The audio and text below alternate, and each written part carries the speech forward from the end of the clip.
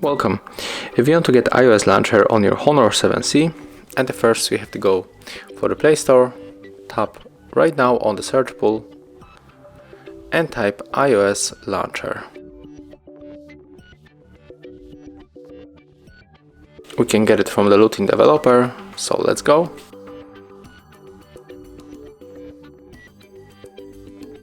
Let's open. Accept permissions. And right now click right here on the home icon. Select iOS Launcher 14 and select Always. Right now tap on this notification.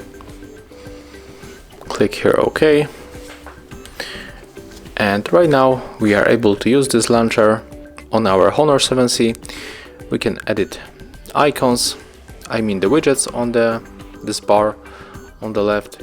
We can also edit the home icons.